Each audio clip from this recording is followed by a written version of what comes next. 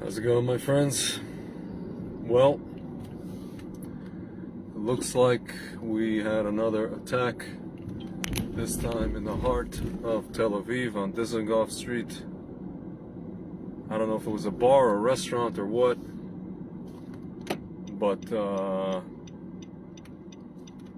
that's the story, guys. And I'll tell you something, I don't think any amount of Idit Silman's, resigning at this point from the coalition will help us, my friends. The only thing that will help us, apart from Mashiach, is basically sending a strong message. And I'm not even talking about house demolitions, demolishing homes. I'm literally talking about, if you're talking about that this is being perpetrated by Hamas, not only Hamas, but you're talking about ISIS at this point, people from basically the most, these are like the Haredim, so to speak, of Islam, for lack of a better term. That's basically it, my friends. This is what we have to do. We have to take care of business. And this is something that should have been done years ago with the entity that rules Gaza. We have to just go physically. Like, guys, you see, and we've been saying for years, if only Israel had a guy like Putin. I'm not a fan of Putin, don't get me wrong.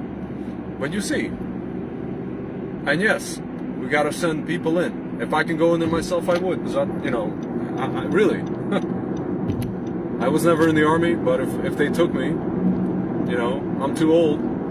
As Danny Clover says, I'm too old for this, but you gotta go in, guys. You gotta root these guys out. I don't know what we have an army for. I don't know what Israel has an army for.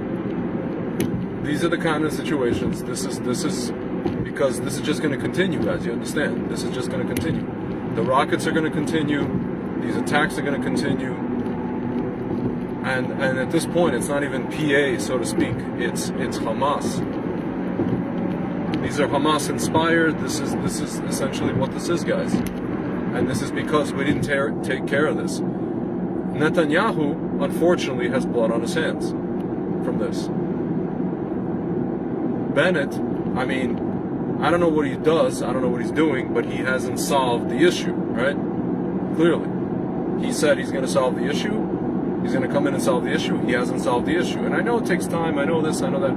Ladies and gentlemen, you understand that these people are trying to perpetuate conflict for their own political purposes. You understand that these entities, international entities, are trying to perpetuate conflict for their own purposes.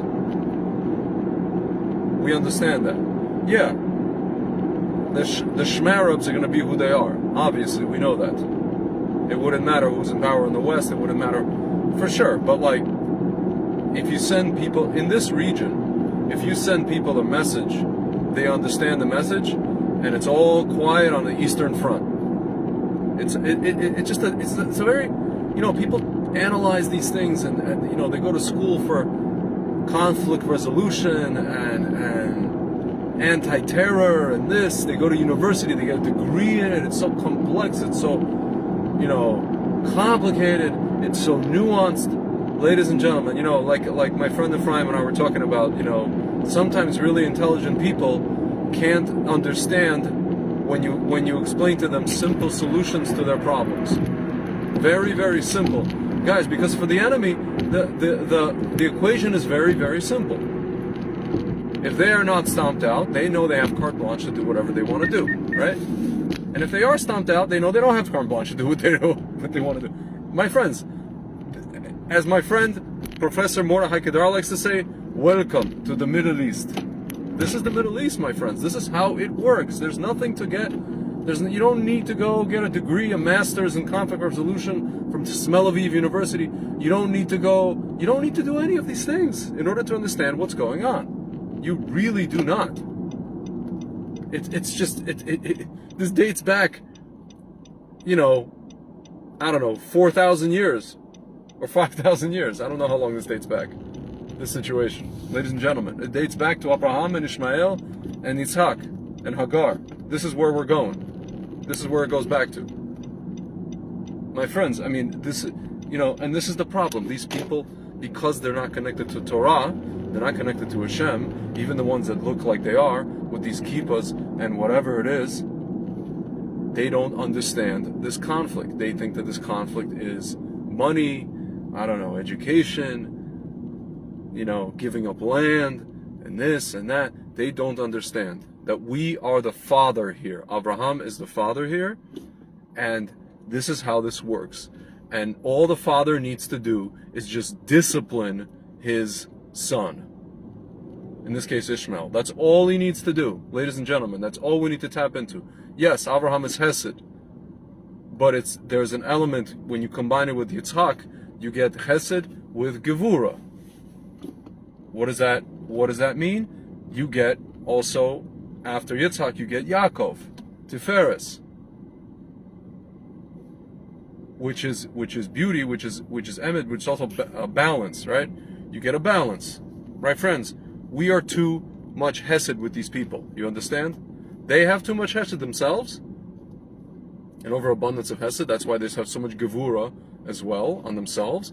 But we have too much Hesed on them. This is the problem, ladies and gentlemen. This is how this works. It's if you understand the Torah, you understand the archetypes in the Torah. Speaking of archetypes, you understand how to solve this issue, and you're not going to have any more Dizengoffs. You're not going to have any more Beershebas. You're not going to have any more Haderas. You're not going to have any more even stuff in Judea and Samaria. You're not going to have any more of that, ladies and gentlemen, because you will have understood the source of this conflict, and you will have essentially, I don't know if solved it once and for good, once and for all, but at least you can mitigate it.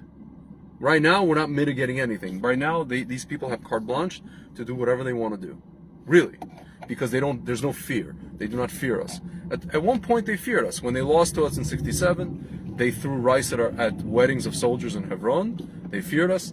Even after 1973, in the 1980s, they feared us even. And even in the 1990s, and even maybe in the early 2000s. And then once we pulled our people out of Gush Katif in 2005, that is it. These people have no fear anymore. There is no more fear that something is going to happen to them if they do something to us, because they're the ones who are starting this. There's not tit for tat. They're the initiators. In hockey, we say they are the instigators of this. We're the retaliators. And they call us the aggressors, right? Obviously, the media, that's how they paint us. Ladies and gentlemen, very simple, very simple. Again, you don't need a master's degree. You don't need a PhD. You don't need to be some professor in some university to figure this out. Abraham, Yitzhak, even Yaakov, and Ishmael, just handle it. Discipline. Gevura. That's it, my friends. And the rest will take care of itself. Alright, guys. Won't waste any more of your time. 2 people passed away, Baruch Dayan Emes, to them. 8 people wounded in the Ichilov hospital. Oh, Hashem Yishmor. We should have a happy Pesach. Alright, guys. Talk to you soon.